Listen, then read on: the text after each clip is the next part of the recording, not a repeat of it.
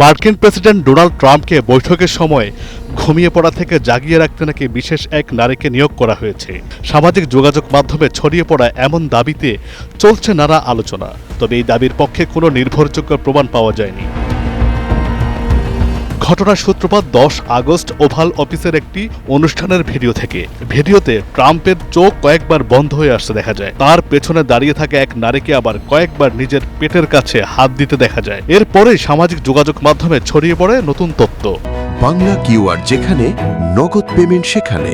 সারা দেশে 10 লাখেরও বেশি মার্চেন্টে নগদে পেমেন্ট করুন খুব সহজে।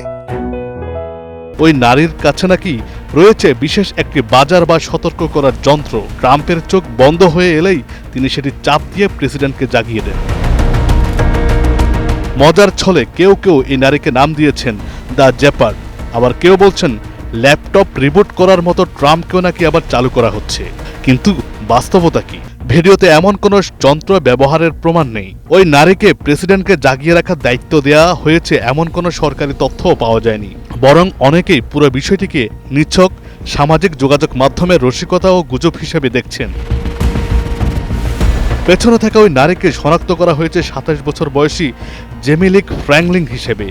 তিনি রক্ষণশীল ধারার গণমাধ্যম উদ্যোক্তা ও ভাষ্যকার এবং দ্য কনজারভেটর প্ল্যাটফর্মের প্রতিষ্ঠাতা। অর্থাৎ ট্রাম্পকে জাগিয়ে রাখতে জেফার নিয়োগের গল্পটি এখন পর্যন্ত সত্য নয়, বরং সামাজিক যোগাযোগ মাধ্যমে ছড়িয়ে পড়া এটি মজার দাবি।